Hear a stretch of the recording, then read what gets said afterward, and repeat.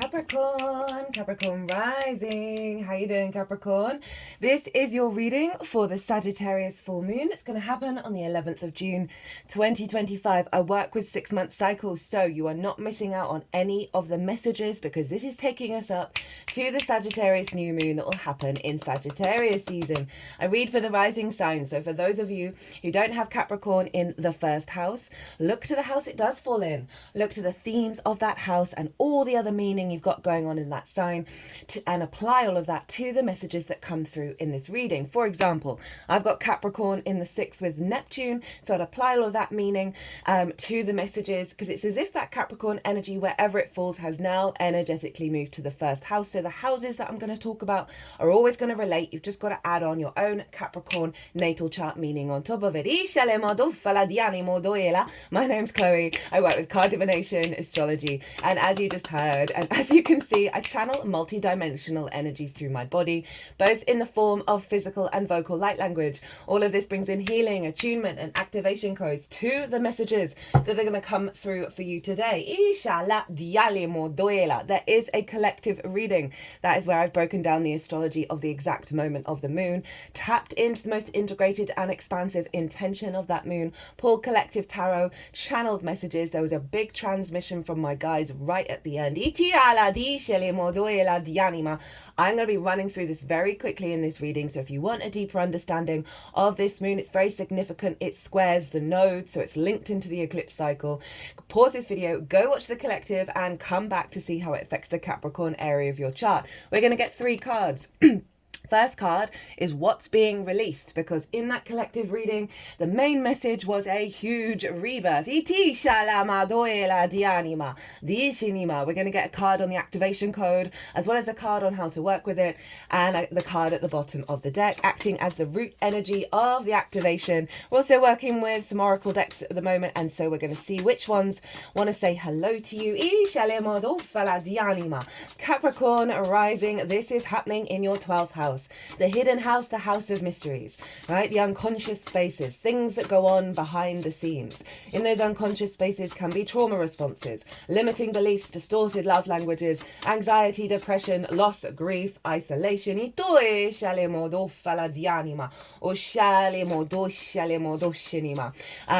all that good stuff is the magic of your soul, which is the cosmic joke from the cosmic universe that is a cosmic troll. Who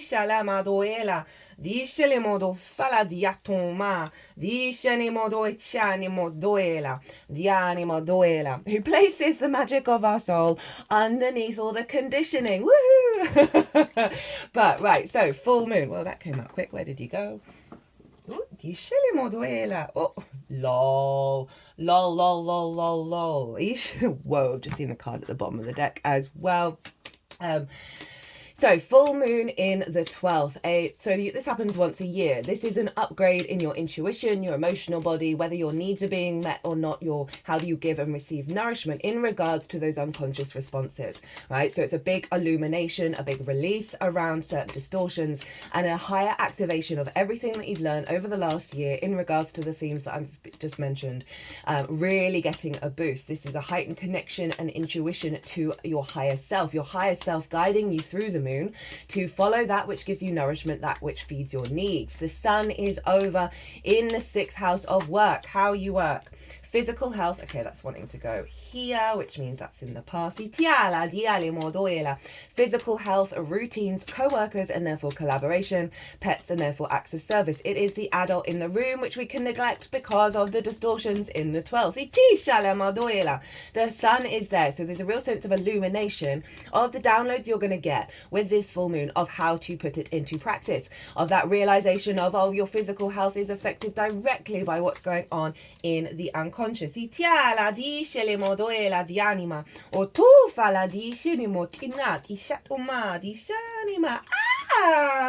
I love the card at the bottom of the deck as well. So, real vision and clarity of how to facilitate your physical vessel. Be the adult in the room. We have a lot of distortions in the 12s around neglect that mean we can't step up to our incarnation. That this sun is really being influenced by the clarity of which you're able to shift gear around that mutable energy of Gemini and bring more play and joy into your life, which is actually going to soothe your body and your mental health at the next level. This is you getting downloads from your higher self and being able to put it into practice. Now, Jupiter rules Sagittarius, Mercury rules Gemini. Where are they? Because wherever they are influencing these two signs, and therefore this full moon, well, they're both in Cancer. Jupiter moved in Cancer, it was around, I think it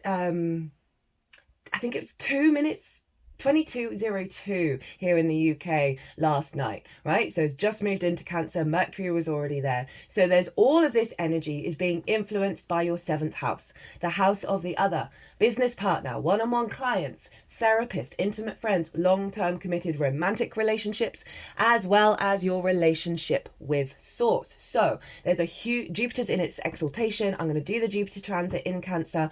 It's going to be the next one that comes out. Can't wait for that. Already feeling the good vibes of this sense of higher perspective in the way that you communicate and the way that you're perceiving reality, more opportunities around the other, but essentially being more in your power. So often we can give away our power to the other and neglect being the adult in the room. It causes anxiety, distortions, distorted love languages. I feel like a rebirth around this. Getting a lot of wisdom of Source, helping you level up and integrate your higher self into your incarnation. Now there's so much other astrology going on. It's really, really powerful energy. That's why I recommend the collective reading. But let's get into your stuff. So this is what's being released. This is the block that's being released with this full moon. We've got the 6 of Cups in reverse. Now, this is the biggest house in tarot, so it represents feeling safe and secure. It follows the 5 of Cups, where we are able to make peace with the past, peace with the grief, and find the abundance in it. It's also about soul connections, whether that's on this plane or the multi-dimensional plane, of receiving gifts, right, from past life energies, from, as I said, divine unionship. This is also a sort of, the healing of the inner child as well, but it's been blocked, right? Blocked from feeling safe and secure, blocked from seeing the benefits of all the different experiences you've had in your life and finding the abundance within them. Blocks from connecting to your higher self, to your soul family, to divine unionship, because it is a bit of a soulmate card. So that is what's being released, which I'm here for. This is the activation.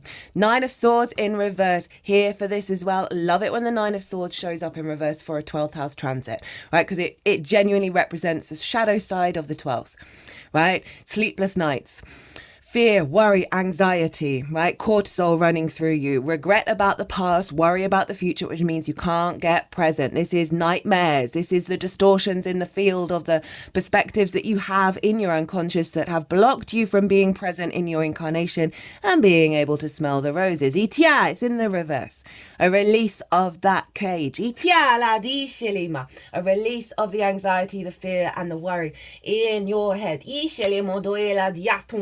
That stopped you from feeling safe and secure. These are very in alignment. And this is going to allow a stronger clarity of connection to your higher self, because you're clearing those 9 swords away. We're in a year 9. It's a completion year. It's the year of the wood snake, shedding so much skin. So I'm here for the 9s.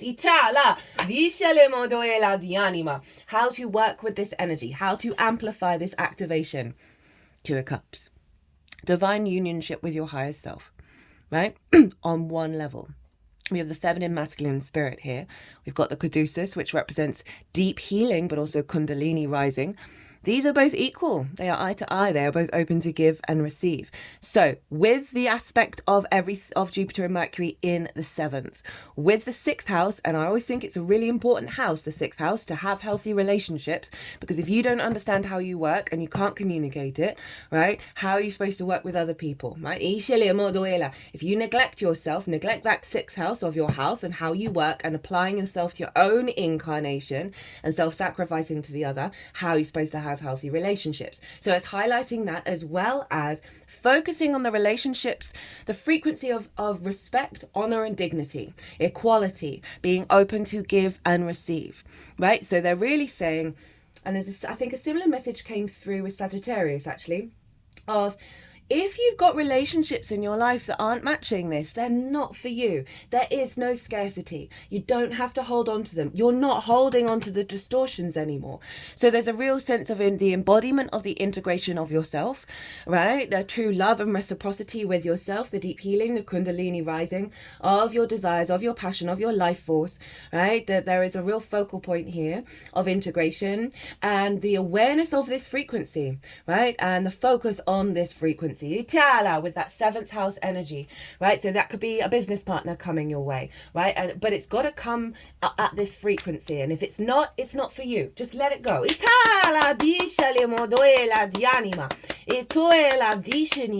does kind of tie in with this being in reverse, that's being released around that sense of soul connections, deep soul meaning connections, right? That show up in the 7th. Let's look at the bottom of the deck. This is the root energy of the 9 of Swords. 5 of Cups in reverse. Get in, right? That follows the 5 of Cups. This is the stagnant energy of grief of the past experiences and not letting go of that energy. And look, the 2 of Cups are right there. What powerful energy to get in the 12s. Real liberating energy. I cut the deck because I wanted a little bit of a clue of like what's with that. We've got Venus showing up. We've got the Empress, fertility, creation energy, love, right? Divine energy, Queen of Queens. Right, let's get into your oracle cards. So this was in the past. So I wanted to go over here. We have perseverance. You've done the work. You've put in the effort, right? We can't. This whole journey does require effort and perseverance. You're getting where you need to go, right? You've done the main legwork.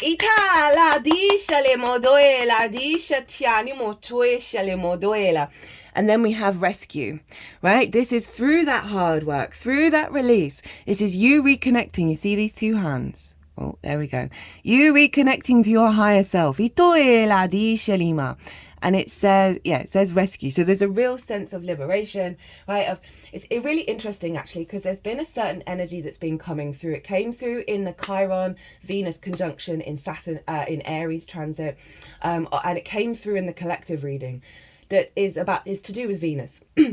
And her emergence, right? It felt like she'd been submerged, and now she's taking breath in this new frequency of creative energy, right? Of abundance, of fertility, of love and connection. And that card very much symbolizes this sort of emergence of the Venusian energy. And you've got the Empress, which is the Venus card. So this is the card that I went lol at, right?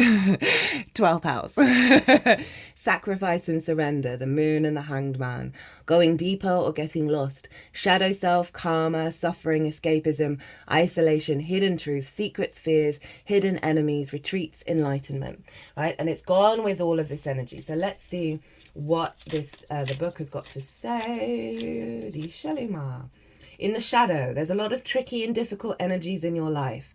You need to look deeper for clarity and answers. Be cautious not to lose yourself in illusions and in the light. You're transcending your problems into clarity and light. Deep spiritual truths are being revealed, and you're on the path of healing and inner peace. And that's shown up with this 5 of Cups, 9 of Swords in reverse. Final card. We are going to look at the cards at the bottom of the deck. I've just remembered how cool they are. We've got dream, right? The 12th house is that kind of dream space. Right, okay, so you are emerging with your dream. And all these little light energies are all the whispers from the magic of your soul, and they are infusing into your vessel. And also it's gone over here, so focusing on the dream of the true divine energy of the Two of Cups, right? Not settling for anything else. At the bottom of this deck, we've got the Dragon Breakthrough Galactic Guides. And at the bottom of this one, we have Vision, which is so appropriate for the 12th. Third eye activation, integration of the higher self in the physical vessel, where you have the vision and the clarity to embody your higher self in your 3D form. Capricorn, what a reading. What an honor and a privilege to read for you. If you want a personal reading, my details are in the description box, as is my website.